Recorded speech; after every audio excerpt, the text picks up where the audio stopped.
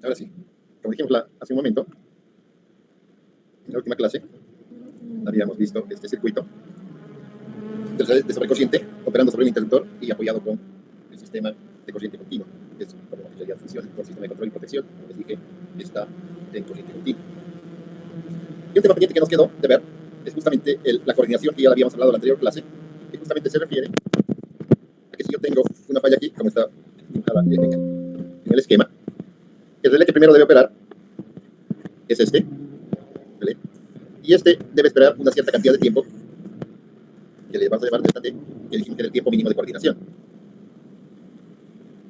Y ese tiempo mínimo de coordinación es justamente el tiempo mínimo para que no operen los dos relés al mismo tiempo para una falla que debe ser despejada por el relé RB, en este caso. Y vamos a ver cómo determinamos ese tiempo mínimo. Y también, como dijimos, siempre lo hacemos a través de relés electromecánicos, porque como son piezas que se mueven, entonces tenemos una forma muy gráfica y muy operativa de ver el comportamiento del relé. Entonces, inicialmente, el relé B está en la posición 1. En condiciones normales, el relé está detenido en esa posición, no se mueve. Y el relé A está también en la posición 1. También en condiciones normales, cuando está circulando la corriente de carga, es una corriente normal, no es una corriente falla, entonces se supone que el relé está ajustado por debajo de ese valor y por lo tanto está en una posición estacionaria. Y de pronto sucede una falla en la cual los dos relés ven la falla, porque los valores de corriente que produce la falla ya no es una corriente de carga, ya no es una corriente normal, sino va a ser una corriente de falla, que como sabemos es bastante grande. Y lógicamente va a estar por encima del ajuste del relé, y lo que van a hacer los relés es que van a empezar a moverse. Ese es el sentido de giro del relé. Por lo tanto, el relé B se va a mover de la posición 1 a la posición 2.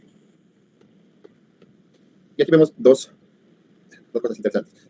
¿Se acuerdan que aquí habíamos visto que este es el contacto del relé? Digamos que es un contacto normalmente abierto, que está en condiciones normales, está abierto, como se ve ahí en el dibujo. Bueno, aquí también en el relé lo vemos en contacto abierto, porque este es el contacto móvil, este que lo voy a dibujar en rojito. Este es el contacto móvil porque está asociado al eje del disco, que se va a desplazar con el movimiento del disco. Y estos dos que están dibujados acá aquí se ven más claritos. Estos dos son los contactos físicos, o los contactos fijos del relé. Entonces, vemos de que obviamente está abierto el contacto porque el contacto móvil está lejos del contacto fijo. Pero una vez que se produce la falla, este relé se mueve de la posición 1 hasta la posición 2, donde obviamente se va a trancar porque el contacto móvil choca con el contacto fijo y el giro se detiene. Y este relé, también, el relé de la barra, el disco A, el relé A, mejor dicho, también va a avanzar de la posición 1 a la posición 2. Entonces el relé B se mueve de la posición 1 a la posición 2, el relé se mueve de la posición 1 a la posición 2. Entonces, ¿qué sucede una vez que el contacto ha cerrado el circuito en corriente continua? Entonces, si nos venimos a nuestro anterior dibujo, vamos a ver que este contacto lo que va a hacer desplazarse a esta posición.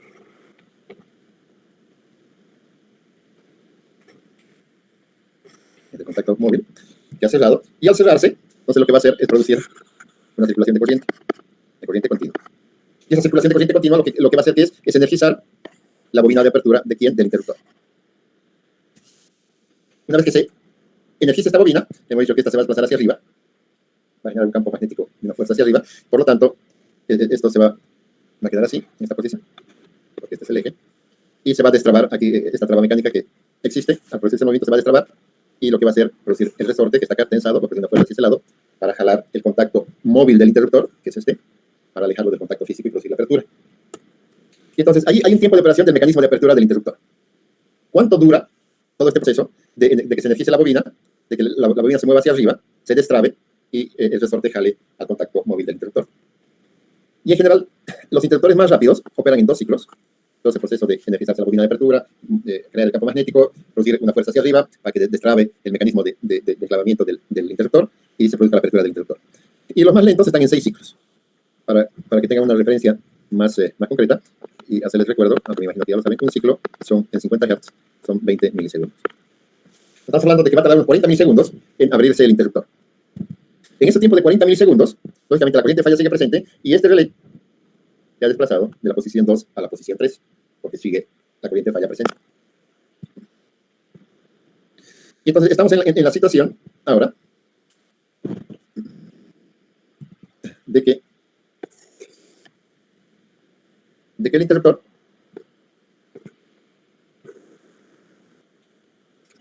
va a quedar en esta posición.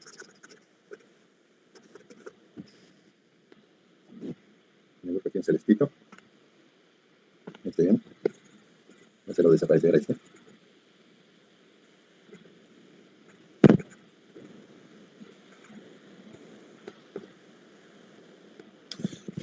Esta es la posición. El interruptor está abierto. Entonces, la pregunta que les hago, estando en esa posición física como ustedes la ven, ¿la corriente falla va a desaparecer o sigue presente? Porque si yo abro el interruptor, obviamente ya no se abre todo este circuito y saco este circuito, desaparece la corriente falla y en teoría debería desaparecer la corriente falla. ¿Qué dicen ustedes? ¿Desaparece la corriente falla o sigue presente la corriente falla? Desaparecería. Tendría que desaparecer porque ya no habría la carga. O sea, donde ocurrió la falla estaría desconectado, aislado. Indudablemente, eso aparenta a primera vista. Pero si vemos el efecto eléctrico, nos vamos a dar cuenta que algo que siempre les han venido diciendo, pero a veces uno no lo entiende mucho cuando está pasando clases, es que cuando hay una diferencia de potencial, aparece una descarga, ¿no? Entonces, a medida que el interruptor se va abriendo, se va desplazando, y imaginemos que el tiempo de apertura es muy rápido, obviamente, pero si lo hacemos en cámara lenta, este contacto fijo se va a ir desplazando lentamente, y va a haber una diferencia de potencial entre voltaje 1, y una diferencia de potencial con este contacto que se va abierto, que va a tener un voltaje 2. Esa diferencia de potencial va a ocasionar que se produzca un arco entre el contacto fijo y el contacto móvil. Y la gracia del interruptor, para que tenga la capacidad de abrir circuitos en falla, es que el interruptor tiene que tener la capacidad de eliminar este arco. ¿Y cómo lo hace? Y les voy a dar una tarea para que ustedes vean en los diferentes tipos de interruptores cómo el interruptor hace para eliminar el arco. Así que anótense de tarea. ¿Se puede usar un gas? ¿Perdón? ¿Se podría usar un gas en los interruptores? Creo que usan gas. Hay varios elementos. Hay los interruptores de SF6, que es un gas que usa el gas para extinguir el arco. Hay otros interruptores que son en aceite, que usan el aceite para extinguir el arco. Hay otros que son interruptores en vacío, que en teoría no debe haber arco en el vacío. Hay otros interruptores que se llaman interruptores de soplo de aire, que soplan aire al arco para extinguirlo. Y en general, lo que hacen los diferentes métodos, lo que hacen es bombardear al arco, ya sea con gas, sea con aire o sea con aceite. Le meten un elemento de alta presión para extinguir el arco, para apagar el arco. Y ese proceso de extinguir el arco le toma al relé, al interruptor, entre 3 a 4 ciclos. Perdón, le toma unos 5 ciclos aproximadamente, de más o menos unos 100 milisegundos para apagar el arco. Entonces, mientras haya arco, eléctricamente sigue conectado el circuito, ¿verdad?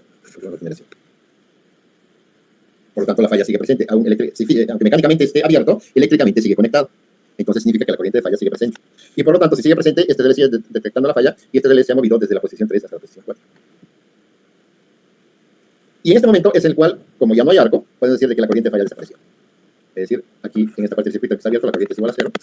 Y aquí la corriente en este circuito va a ser igual a la corriente de carga que está circulando por esta línea para alimentar, supongamos, una carga que hay aquí. Creo que es una corriente normal por debajo del ajuste del relé. Y lo que voy a hacer el relé es detenerse. Pero como este es un elemento mecánico, entonces sucede que, como es un elemento móvil, hay una inercia que le impide aún detenerse. Entonces, por el efecto de inercia, este relé se va a mover desde la posición 4 hasta la posición 5. En teoría, y este tiempo en los relés electromecánicos, que se sigue moviendo, más o menos será de 0.06 segundos. O sea, 6 milisegundos, ¿no? 60 milisegundos, perdón. 60 milisegundos, que son unos 3 ciclos. Y en este momento el relé ya se detiene. Y llegó hasta aquí, hasta esta posición. No llegó a culminar hasta cesar el contacto. Y luego el relé electromecánico, aquí tiene un resorte, que a medida que va avanzando el resorte se va cargando, y aquí como ya no hay una fuerza hacia este, que le obliga a ir hacia la con su giro antihorario, entonces aquí el resorte le va a jalar hacia atrás en el sentido horario hasta que vuelva a su posición 1. Entonces, uno dijera, bueno, en los relés actuales ya no hay inercia, porque no hay elementos móviles, pero sí los circuitos electrónicos y los circuitos digitales tienen unas cargas remanentes que hacen que todavía el relé esté contabilizando su operación, ¿no? O sea, contando su tiempo. Y esos tiempos son de 25 milisegundos en los relés electrónicos y 18 milisegundos menos que un ciclo en los relés digitales. Por lo tanto, hay un tiempo para considerar. Entonces, si nosotros hacemos la cuantificación, digamos aquí, 6 ciclos son 120 milisegundos, más o menos. Puede ser el peor caso, el interruptor más lento. Hasta que el relé abra, hasta que el interruptor abra, le toman 120 milisegundos. Al interruptor le toma unos 100 milisegundos extinguir el arco. Son 100 milisegundos. Y aproximadamente el relé digital, unos 20 milisegundos. Entonces estamos en 240 milisegundos. En las peores condiciones, ¿no? El interruptor de operación lenta, etc. El de operación rápida sería 40 milisegundos. Aquí 40, 100 serían 40 más 100, 140 más 20, 160. 240 el peor si es un interruptor lento y 160 milisegundos si es un interruptor de operación rápida. Entonces, este es el tiempo mínimo que se debe considerar para evitar de que si este lo ajustamos en un tiempo menor a los 240 milisegundos, por ejemplo, menor a los 240 milisegundos, hay alta probabilidad de que para esta falla este y este operen al mismo tiempo. Los dos operan, lo cual es una descoordinación. Y entonces, el tiempo mínimo de coordinación es justamente este tiempo. Viene de esas consideraciones mecánicas y eléctricas en la operación de los equipos. Y entonces hemos visto que, si nos vamos a los relés de hoy en día, los relés digitales, la recomendación, porque a este valor, digamos, 160 milisegundos, si yo soy ingeniero de protecciones, no voy a decir, no, mi tiempo mínimo de coordinación son 160 y punto.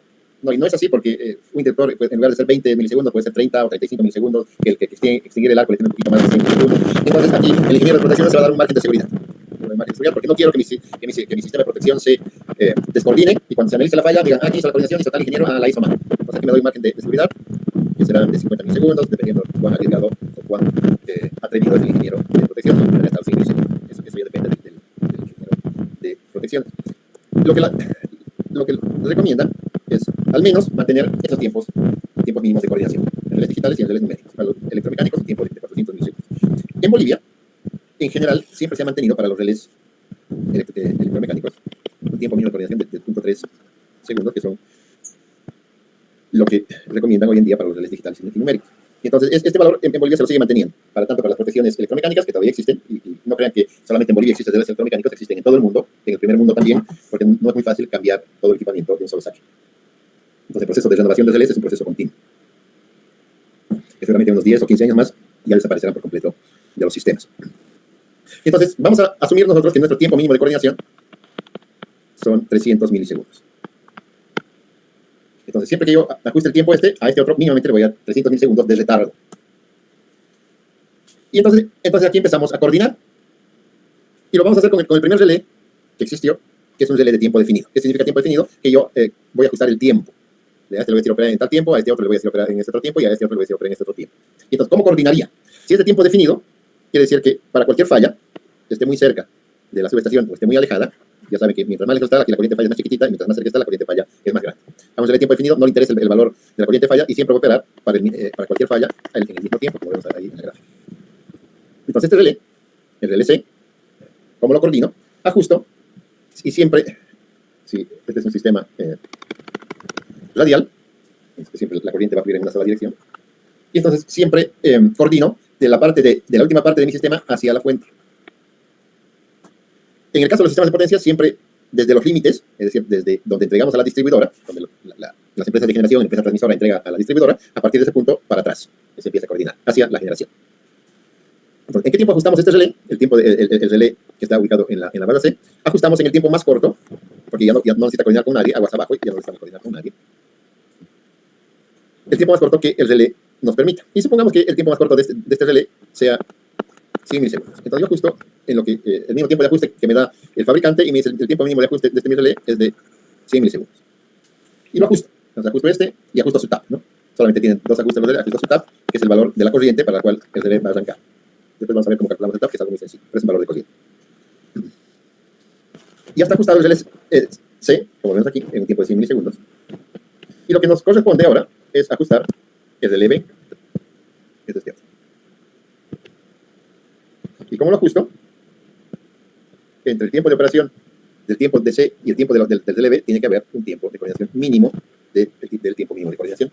Entonces digo aquí que el relé ajustado, el relé de la subestación B debe operar en un tiempo TB, que es igual al tiempo de operación del relé C que he dicho que es 100 milisegundos, 0,1 segundos, más el tiempo mínimo de coordinación, que es 0,3. Entonces significa que el tiempo de operación del relé, esto que tenemos en la estación B, va a ser igual a 400 milisegundos. Y entonces ya está garantizada de que para esta falla, pero para una falla en esta línea, en la línea CD, este relé me va a operar en 100 milisegundos y este va a arrancar, va a avanzar 100 milisegundos, un poco más, por los tiempos de apertura, de eliminación del arco, etcétera, etcétera, y ahí se va a detener. Y el tiempo de coordinación me va a evitar de que el relé no me opere. ¿Cuándo va a operar este relé B? En caso de que este relé por alguna causa falle, esté quemado, esté desconectado, esté sin corriente continua, etcétera, etcétera, y no opere, entonces como no opera, la corriente falla va a seguir presente, este debe operar en 100 milisegundos, no opera porque está dañado, pero la corriente falla sigue.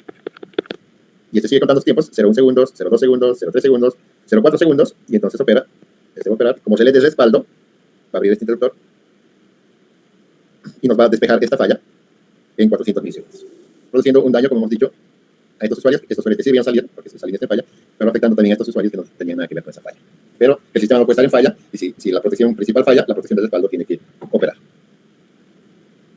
Y finalmente, nos queda por coordinar el relé A,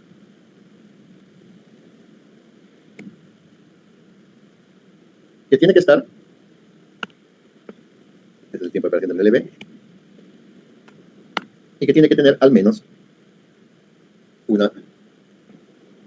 un tiempo de retardo respecto al relé B del tiempo mínimo de coordinación. Lo que significa que el relé de A, que está ubicado en la subestación A, va a operar en el tiempo que opera el relé B, que es 0,4, y más el tiempo mínimo de coordinación, que es 0,3. Por lo tanto, para una falla aquí, en la línea B, el relé A nos operaría en 0,7 segundos. Aquí me equivoco, pero igual se entiende. Operaría en el tiempo de 0,7 milisegundos. Entonces, en este tipo de relés, la coordinación se la ve muy simple, ¿verdad? Es súper simple, ¿no? Es sumar y sumar y sumar. Pero ¿qué pasaba con los sistemas que iban creciendo, iban incrementándose iban creciendo los sistemas? Las corrientes de cortocircuito iban creciendo, entonces este esquema como tal tiene un gran problema. Que, como sabemos, las corrientes de cortocircuito aquí son más pequeñitas y las corrientes de cortocircuito aquí son las más grandes mientras más cerca estemos de la fuente, ¿verdad? Entonces, ¿qué sucede? Que nuestro principio era de que los relés operen lo más rápidamente posible, pero aquí la protección opera rápido cuando las corrientes son pequeñitas y opera en el tiempo más largo cuando las corrientes de falla son muy grandes. Entonces, no es un relé muy apropiado. Y entonces los fabricantes pensaron en diseñar un relé que privilegie la magnitud de las corrientes de falla. Pero antes de eso, antes de pasar a ese otro tema del relé de tiempo inverso, y considerando esa misma situación que les iba explicando, entonces la primera solución que dieron, bueno, haremos una combinación de relé 50, y este relé del 50, cuando ustedes ven un plano con relé 50, es un relé de sobrecorriente instantáneo. ¿Qué significa que es instantáneo? Que opera con un retardo de 0 segundos. O sea, parece la falla pum, dispara. A ver. Que justamente mecánicamente es este relé. Este es un relé de tiempo inverso, que vamos a ver luego, que se va desplazando, por lo tanto hay un tiempo de desplazamiento entre un punto y el otro punto. Y lógicamente la velocidad de movimiento del disco va a depender de la magnitud de la corriente. Mientras más grande la corriente, el campo magnético que va a generar para producir esta fuerza que le va a girar ahí va a ser más grande, por lo tanto la velocidad de giro va a ser más rápida. Si la corriente falla más pequeñita, el campo va a ser más pequeñito y el relé se va a desplazar en una forma más lenta. Y ese es el concepto del relé de tiempo inverso. Y entonces dijeron, a ver, aquí estamos un poco cruzados, ¿cómo solucionamos un poco este tema? Y dijeron, ok, combinaremos el relé de tiempo definido, el 51, aquí estamos trabajando con el relé 51, que es de tiempo definido. 51 también es la misma dimensión del relé de tiempo inverso, es un solo de tiempo, pues de tiempo definido, después de tiempo inverso. Aquí estamos con tiempo definido. Y entonces dijeron, ok, haremos la combinación de la protección del relé instantáneo con relés de tiempo definido. Y entonces, para hacer el tiempo instantáneo, hay que tener la siguiente consideración. No podemos, en el caso de líneas de transmisión, y en el caso de transformadores, y en el caso de generadores, con un tiempo instantáneo no podemos proteger hasta el 100% de la línea. ¿Por qué? Porque por errores de cálculo, por errores de medición, en lugar voy a hacer mi ejemplo aquí, no puedo proteger con tiempo instantáneo el 100% hasta la subestación, porque, toma mi dibujo, que se vea que está ahí, igual me pasa un poco. Porque por errores de cálculo, por errores de medición de los CTs, de los PTs, o por errores de distancia de las líneas, de la resistencia, si bien de la resistencia, de la resistencia del cable, si bien vienen los datos del fabricante, puede ser de que varíen un poquito, que no sean exactamente los mismos que nos ha dado el fabricante. Y por lo tanto, si tenemos, en lugar de medir hasta el 100%, pero por ahí se pasan un poquito, entonces si tenemos una falla aquí, entonces ese relé instantáneo nos va a ver, y nos va a abrir, para esta falla aquí, nos va a abrir en la línea BC, lo cual es una falta de selectividad. Entonces, para evitar eso, lo que se hace es, ok, no vamos a proteger con relés instantáneos hasta el 100%, sino porque nos vamos a dar un margen de seguridad y solamente vamos a proteger hasta el 85%, en este caso de la línea de transmisión, o hasta el 85% de la impedancia del arrollamiento del transformador o del generador. Si voy a proteger con instantáneo para no pasarme por algún error de medición, de cálculo, lo que sea. Entonces, como justo mis relés de sobrecorriente, pues yo calculo mis corrientes de cortocircuito, en general trifásicas, porque la falla trifásica en general es la que produce la corriente falla más grande. Calculo mi valor de mi corriente de cortocircuito al 85% de mi línea de transmisión. Es decir, calculo en esto, calculo aquí, cuál es el valor de la corriente de cortocircuito, cuál es el valor de la corriente de cortocircuito. Y ese va a ser el ajuste de mi DL50. Por ejemplo, si este es para mi DLC, para mi DLC de la banda C, ¿cuál sería su ajuste? Supongamos que aquí, este mi valor, calculado aquí, me dé que son, por dar un valor que sean 1000 amperios, o 2000 amperios. ¿Cuál va a ser el ajuste de mi relé? Va a ser igual a los 2000 amperios, el valor de la corriente primaria, dividido entre la relación del CT. Supongamos que mi CT tengo una relación aquí de 100 a 5. Nos divide entre la relación de 100 a 5, esto es 20. Entonces mi ajuste, el TAP de este relé instantáneo sería 20, de 2000 entre 20, nos da igual a 100, ¿no? Entonces 100 amperios. El ajuste, el TAP de este mi relé de corriente serían 100 amperios. Si mi falla es aquí, esta corriente falla ya es menor a los 2000 amperios. Para esta falla 1. El valor de la corriente de cortocircuito ya es menor a los 2000 amperios, porque está más alejada. En cambio, si mi falla es aquí, quiero decir, la falla 2, para mi falla 2, el valor de mi corriente es mayor a los 2000 amperios, porque me estoy acercando hacia la fuente. Y entonces sí o sí va a operar mi relé en todo el tramo instantáneo. Si no les queda claro algo de lo que estoy contando, me digan para que lo repita. Entonces ajusto mi protección instantánea en mis tres... Delta T es un valor siempre fijo, definido. 300 milisegundos. Está definido. Para cualquiera de los dos tipos de relé. Para cualquier relé.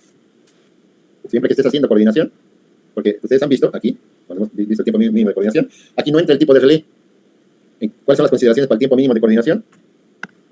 Es el tiempo de operación del interruptor, el tiempo de operación de extinguir el arco del interruptor, esto depende del interruptor, y de las características del tipo de relé, si es electromecánico o si es digital.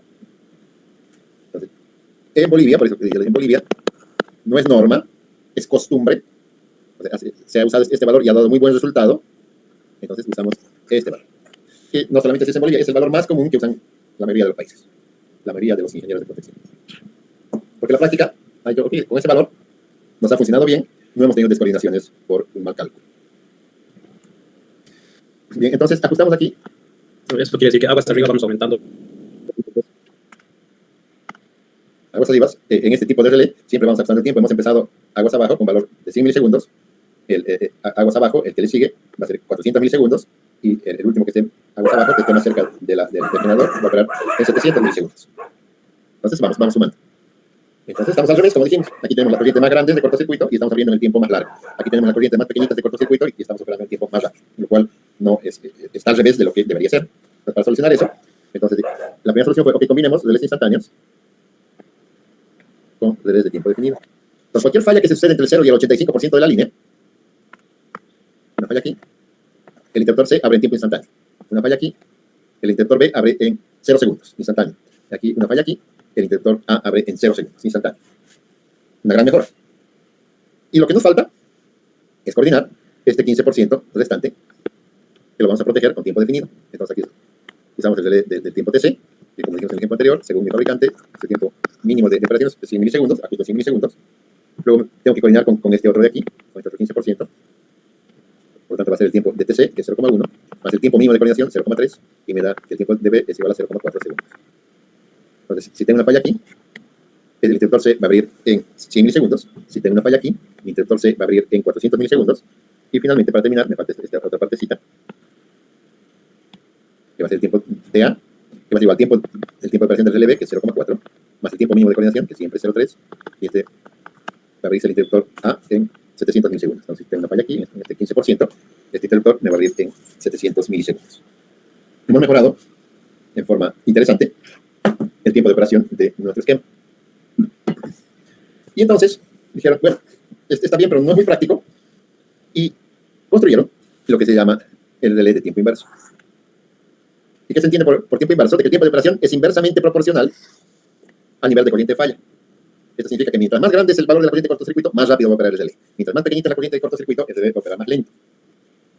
Y de estos relés de tiempo inverso, hay varios tipos de curvas para que el ingeniero pueda elegirlas y hacer una coordinación de la forma más adecuada. Hay la normalmente inversa, dice standard inverse de inglés, muy inversa, very inverse ahí en inglés, extremadamente inversa, y bueno, ya está de tiempo definido, que es la que ya le hemos visto, ¿no? Que no es de tiempo inverso, sino es tiempo definido. Entonces, básicamente tenemos estas tres. La característica de extremadamente inversa es que tiene una curva de operación muy similar a la de los fusibles. Por lo tanto, se usa una característica extremadamente inversa cuando está muy cerca ya de la distribución, porque la distribución usa muchos fusibles, para poder coordinar entre el fusible de la distribuidora con el tele sobrecorriente del sistema de potencia que está en la frontera entre el sistema de potencia y el sistema de distribución. Entonces, esta es la curva roja, como ven aquí, es la curva de normalmente inversa, que es la que menos pendiente tiene. La muy inversa, que es la morada, que tiene una pendiente mayor, y la extremadamente inversa, que es la verde, que es la que tiene mayor pendiente. Esas son sus curvas características. Entonces, si ustedes se fijan, por ejemplo, y aquí voy a usar el ejemplo del relé extremadamente inverso, donde se ve la diferencia más grande. Y un aspecto muy importante saber es que las curvas de los relés vienen como múltiplos del valor del TAP, como múltiplos del ajuste, ¿no? Entonces, hemos dicho que nosotros ajustamos el valor del arranque del relé con el valor del TAP, que se llama el valor del TAP. Entonces, aquí le vamos a dar un valor de X amperios para que arranque a partir de ese valor. Si se ajusta un TAP de 3 amperios, es decir, que si por el relé circula 4 amperios, el relé va a empezar a funcionar. Si la corriente es menor a 3 amperios, el relé va a estar en su posición estacionaria como si nada pasara. Y el valor del múltiplo de TAP es para no tener muchas curvas, para que no sea en función de corrientes. El múltiplo de TAP es el valor de la corriente de falla entre el valor del TAP. Entonces, ese valor de la corriente de falla, que es muy grande, lo divide entre el valor del TAP y me va a salir cuántas veces el valor del TAP es. Pues aquí es una vez el valor del TAP, 2 veces el valor del TAP, 3 veces, 4 veces, hasta 10 veces, 20 veces el valor del TAP, 30 veces el valor del TAP, 40 veces, hasta 100 veces el valor del TAP. Que lo puedes transformar a valores de corriente, pero se trabaja como valores de múltiplos de TAP. Entonces, si yo tengo una corriente muy grande, una corriente muy pequeña, aquí como la de 2 veces el valor del TAP. Entonces, si mi TAP por ejemplo, es de 5 amperios, que yo he ajustado en ese relé, aquí significa que el relé, a partir de si es 5,1 amperio, el relé empezaría a moverse, empezaría a girar, o si es digital, empezaría a contar el tiempo. Entonces aquí significa que si es 2 veces el valor del TAP, aquí donde lo estoy marcando, entonces ahí la corriente, para 2 veces el valor del TAP, sería que está circulando 10 amperios por la bobina del relé. Porque es una falla muy, muy alejada, ¿no? Entonces, ¿en qué tiempo me esperaría este relé? Entonces, vamos a la curva, por aquí, más o menos, serían aquí 10, 20 segundos, más o menos 25 segundos por aquí. Así que este relé, de extremadamente inverso, para 2 veces el valor del TAP, me esperaría más o menos 25 segundos. Pero si mi múltiplo de TAP es de 20 veces, aquí, pero si mi múltiplo de TAP es 20 veces, significa que la corriente sería, el TAP 5 por 20 serían 100 amperios que están circulando por la bobina de mi relé. Mi relé me va a operar ¿en qué tiempo? En 0,2 segundos. Este es 0,2. Entonces ahí vemos claramente el tiempo inverso. Valor muy grande de corriente, pero rapidísimo. Valor muy pequeñita de corriente de falla, opera en mayor tiempo. Estas curvas, no sé si están más aquí abajo, así están aquí. Estas curvas están normalizadas en ecuaciones dependiendo de la norma. Para la IEC, que es la norma internacional, esta curva característica, ya sea la verde, la morada o la roja, esta es su ecuación representativa. Este es el dial, el dial, y este valor IR es el múltiplo de TAP. Para calcular el tiempo para operar para los tres, ¿no? Para normalmente inversa, muy inversa y extremadamente inversa. Para la IEEE, que se usa la norma americana, estas son las ecuaciones de sus curvas, que varían levemente una de otra norma. No son variaciones sustanciales, pero si uno las grafica las dos, uno se da cuenta de las diferencias que existen unas de otras. Y también, en el siglo pasado, 2 empresas dominaban el mundo eléctrico. Era General Electric y Westinghouse. ¿No? Entonces, estas son curvas que no son normalizadas. Esta C8, por ejemplo, es de Westinghouse, que le llamaban C8 inversa normal, y esta short inversa, estas otras, que la única forma de verlas eran viendo a las tablas, a las gráficas, para sacar el valor del tiempo de operación. No tenían ecuaciones, eran propias del fabricante. Ahora, para facilitar la coordinación, lo que hace el relé, el fabricante, es que te da diferentes posiciones de lo que se llama el dial en castellano. O el time, no sé qué, time multiply setting, es decir, es time multiply setting que viene en inglés. En castellano más sencillo es la posición del dial. Entonces te dan, estos son los relés electromecánicos que normalmente te daban 10 posiciones de dial, ¿no? Y la recomendación siempre es ajuste en la posición del dial, ¿no? Porque si no tendrías que inventarte una curva por aquí, si quieres ajustar en el TAP 015, por ejemplo, tenías que trazarte una curva para más o menos saber a ver si mi corriente falla está por aquí, el tiempo de operación más o menos va a ser por aquí, ¿no? Solamente se trabajaba en tablas. Entonces la recomendación siempre era, no, ajuste los diales que les dé el fabricante. ¿Qué significa el dial? Miren, si yo ajusto mi relé en el dial 0,1 y mi corriente falla es de 10 veces el valor del múltiplo de TAP, significa que mi relé, si está ajustado en el dial 0,1, me va a operar en el tiempo de 0,2, 0,1, 2, 3, 4, 0,22, 0,24, en 0,26 segundos más o menos. Pero si lo ajusto en el dial 1, para mi misma corriente de falla de 10, para el mismo valor de la corriente de falla de 10 veces el valor del TAP, este se le va a operar en 2,2, en 2,6 segundos. Entonces, si ajusto en el valor más pequeñito, me va a operar en 0,26. Si ajusto en el dial más largo, me va a operar en un tiempo más largo, 2,16. ¿Y eso qué significa? El dial, entonces, y aquí lo vemos gráficamente. Si este es el dial 0,1, significa que está cerquita el contacto móvil del contacto fijo. Entonces, si mi corriente es grande, 10 veces el valor del TAP, pues aquí voy a tener, me va a girar más rápido, entonces va a girar rápidamente y pum, me va a operar. ¿En qué tiempo? En 0,26 segundos. Ahora, si lo ajusto en el dial más largo, en el dial 1, supongo que el dial 1 sea este.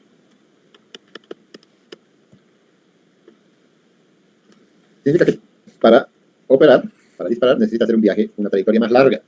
A la misma velocidad, porque estamos viendo que los dos tienen la misma corriente de falla de 10 veces el valor del TAP. Los dos van a girar a la misma velocidad, pero como este tiene que recorrer una distancia más larga, le va a tomar, en cerrar el contacto móvil con el contacto fijo, le va a tomar 2,6 segundos en hacer toda esta trayectoria, mientras este de aquí a aquí le tomamos 0,26 segundos.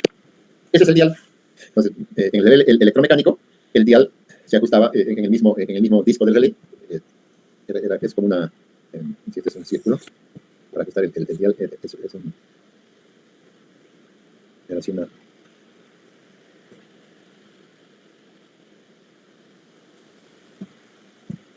Aquí un círculo dentado, en el que cada posición es una posición de dial. Este es el más cercano, el dial 0,1, este es el dial 0,2, y esta es la posición más lejos, es el dial 10, el dial 1. Lo ajustaba y lo alejaba y esa era su posición inicial, su posición 1. Ese es el dial. Y aquí se lo ve gráficamente, en la operación del disco, se ve gráficamente porque va a tardar más tiempo. Y entonces el dial nos va a permitir hacer el ajuste de la coordinación para el tiempo que yo requiera que me opere el interruptor, que me opere el relé. Con los relés digitales y numéricos, ya la posición de diales, ya aquí pueden tener el dial 0,11, pueden tener el dial 0,12, pueden tener el dial 0,13, porque ya para hacer un cálculo para el relé digital ya no es ningún problema, si se tiene la fórmula ahí, hace el cálculo y punto. Entonces ya tenemos mayores opciones para elegir diales, y el fabricante te va a decir el dial de cuántos decimales lo puedes usar, un decimal, dos decimales. De tal forma que en lugar de tener 10, como tenías en los relés electromecánicos, ahora puedes tener 100 posiciones de diales en los relés digitales. ¿Hasta ahí está todo claro? Sí, ingeniero, estoy entendiendo. Ok, entonces, Sí. el siguiente paso, perdón, quería decir algo. Cuando se necesitan más relés, disculpen la interrupción, cuando se necesitan varios relés, todos tienen que estar en el mismo TAP. No. Cuando hagamos el ejercicio de ajuste, vamos a ver cómo se ajusta el valor del TAP. En general, el valor del TAP, bueno, aquí diremos cómo ajustamos el TAP. Para ajustar el TAP hay varios criterios. Yo puedo ajustar en función de mis corrientes de cortocircuito, es un criterio, para que solamente mi relé de corriente me opere para corrientes de falla. Pero también puedo ajustar en función de mi corriente, que lo voy a llamar corriente nominal, que es la corriente normal que está circulando por mis alimentadores, por mis transformadores, por mis generadores, para que mi relé me sirva también como protección de sobrecarga. En general, los relés de línea, como estos que están aquí, se usan adicionalmente para protegernos de falla, también se utilizan como protección de sobrecarga. En cambio, los relés de generadores y transformadores se usan básicamente con las corrientes de cortocircuito, para que solamente nos vean corrientes de falla en los transformadores. Entonces, ¿qué significa eso? De que yo voy a saber, si tengo cargas en todos estos lados, cuál es la corriente nominal que me va a circular por este lado para alimentar esta carga, cuál va a ser la corriente nominal que me va a circular por esta línea, que me tiene que alimentar esta carga, digamos. Por lo tanto, esta corriente I nominal 2 es más grande que la IN1. ¿Y cuál es la corriente nominal? Que va a llamar 3, que me va a alimentar esta carga y esta carga. Entonces, si conozco esas corrientes, y sobre todo determino cuál es la corriente máxima que me va a circular por mi línea, en determinado, estimo, el siguiente año la corriente máxima que me va a circular por esa línea, en condiciones normales, es de tantos amperios. Y aquí también es de tantos amperios y este es de tantos amperios. Cuando yo haga un generador, ¿no? Y yo sé exactamente cuál es la corriente nominal del generador, porque el generador tiene una potencia para la cual ha sido construido. Entonces es fácil saber cuál es su corriente nominal de un generador o de un transformador, porque tengo el dato de la potencia. Entonces aquí lo que yo voy a tener son los datos de las potencias de esta carga 1, la potencia de esta carga 2, la potencia de esta carga 3. Pero sabemos que las cargas, su consumo es fluctuante. Si es consumo de tu casa, por ejemplo, domiciliario, sabemos que al amanecer el consumo es mínimo porque todos están durmiendo, todas las luces están apagadas, no hay teles, no hay nada, normalmente lo que funciona son algunos focos en el patio y los refrigeradores, de ahí todo está apagado. Y cuando llegamos a las 7, 8 de la noche, llegan el papá, mamá, los hijos, está todo el mundo en la casa, prenden todas las luces, prenden el aire, se hace mucho calor, y por lo tanto el consumo va a ser mucho más grande que al amanecer. Y de esa forma tenemos, y si es una industria, entonces su máximo consumo probablemente sea entre las 8 y las 4 de la tarde, de la mañana, etcétera, etcétera. Entonces hay que determinar cuál es el máximo consumo que va a tener cada una de estas cargas para poder estimar una corriente nominal y en función de esa poder calcular nuestro valor de etapa. Una vez que hemos definido cuáles son nuestras corrientes nominales, que no es complicado porque hay estadísticas, están registradas cuánto se consume, uno estima el crecimiento natural y ya hace un cálculo bastante preciso de cuál va a ser la corriente máxima. Y si vamos a ajustar por sobrecarga, que es en general lo que normalmente se hace, porque la mayoría de los redes de sobrecorriente están protegiendo líneas, bueno, aparte de que protegen generales transformadores, pero ahí se usan normalmente las corrientes de cortocircuito. Entonces, lo que yo tengo que estimar es, para estimar mi valor de etapa, es cuánta sobrecarga yo puedo permitirme que me circulen en mis circuitos. Es decir, si mi circuito nominal tiene 100 amperios,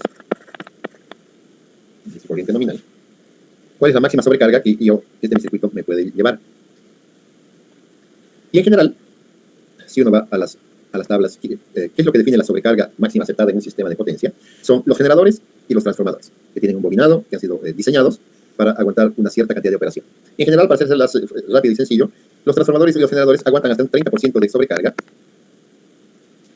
sin que esa sobrecarga continua, es decir, que la puedes sobrecargar las 24 horas del día, los 365 días del año, sin que ello signifique que la vida útil del equipo va a disminuir, ni que haya riesgos de que la aislación va a sufrir algún daño. Entonces, este valor es importante. Entonces, si yo ajusto por sobrecarga, entonces digo, la máxima sobrecarga permitida es 30%. Entonces, si esta es la corriente en líneas, y esto es solamente para ir al tema lógico, en líneas de transmisión, normalmente la corriente nominal de la línea está determinada por el tipo de conductor, y en general uno hace una línea con una expectativa de vida de 30 años o 40 años, de tal forma de que la corriente que circula, si estos son 100 amperios, probablemente esta mi línea me permita llevar hasta 200 o 300 amperios, el cable. Entonces, en líneas no va a haber el problema normalmente de la sobrecarga, porque sus valores están por encima, sus valores nominales de una línea están por encima, a no ser que hayan colocado unas líneas de teléfono por ahí que están al límite, ¿no? y se van a sobrecalentar si le aumentan. Pero en general, si está bien diseñado el sistema, las líneas tienen una mayor capacidad de llevar mayor cantidad de corriente, porque están pensadas siempre a futuro, para aguantar el crecimiento natural de la demanda, del crecimiento natural de la población, etcétera, etcétera. Pero, lógicamente, si yo no puedo incrementar más cantidad del 30% porque mis transformadores van a estar por aquí, digamos, ¿no? El generador va a estar por aquí, entonces, si incremento a la potencia nominal de mi línea, entonces aquí voy a llegar con sobrecargas muy grandes que me van a dañar mis equipos. Entonces, la sobrecarga máxima, 30%. Un valor aceptable. Y ese 30% significa de que mi generador ni mis transformadores no van a sufrir ningún daño en su aislación ni disminución de su vida útil. Me dijeron que ese transformador va a durar 30 años, entonces, aunque los sobrecargue el 30%, tiene que durar los 30 años. Entonces, si mi corriente nominal es 30%, es 100 amperios, y yo digo que mi sobrecarga es del 30%, pero la corriente máxima que permitida para que circule, entonces, la corriente máxima va a ser 100 por 1,3, es del 30%. Entonces, significa que mi corriente máxima, considerando el 30% de sobrecarga, va a ser 130 amperios. Entonces, yo voy a hacer en esta línea, hasta 130 amperios me pueden circular, y sin que es el límite máximo de la sobrecarga. Entonces, supongamos si estos son 130 amperios, que mi CT de aquí sea de 260. Entonces, ¿cuál sería mi valor de TAP? Ajustando para el valor de sobrecarga. Entonces, sería los 130 amperios, de la corriente, considerando la sobrecarga del 30%, dividido entre mi relación de mi CT, que es de 205. 205 son 40, ¿no? Entonces, esto sería 130 entre 40. Entonces, el valor de ajuste de mi TAP va a ser 130 entre 40, 4 por 3, 12, va 1, 10, 4,333, ¿no? Algo así, si no estoy mal. 4,3 amperios. ¿Verdad? No sé si estará bien mi división. Si alguien tiene una maquinita, que me lo verifique. Y entonces ese sería el valor de mi ajuste, del TAP de mi relé, que yo le pondría a este relé. Este va a ser mi valor de TAP. Significa que corrientes por debajo de 4,3, el relé se queda parado. Corrientes por encima de 4,3, el relé va a empezar a girar. Ahora, aquí hay una consideración. Los relés, normalmente, los electromecánicos sobre todo, venían con TAPs fijos, digamos, 1 ampere, 2 ampere, 3 ampere, 4 ampere, 5 ampere, digamos, hasta 15 ampere. Y solamente podía decidir entre los números enteros, porque para ajustar el valor del TAP a un otro valor, tenía que mover el ajuste de la bobina. Y eso te genera problemas. Entonces, no, ajusta al valor del TAP. Entonces, la pregunta es, si tengo 4,3 y tengo que elegir por TAP de 4, por TAP de 5, ¿cuál elijo? ¿Y cuál elegirían ustedes? ¿Alguna idea? Ingeniero, ¿es 130 sobre 40? Sí. 130 sobre 40 sale 3.25. Venga, muy bien. 130 entre 40. Eso. 3.25 amperes. Entonces, 33. si el TAP que me sale, considerando el 30% de sobrecarga, es 3.25, y solamente tengo que elegir entre 3 o entre 4, ¿cuál elijo? ¿Elijo 3? Como es el sería más bajo, 3. ¿Por qué?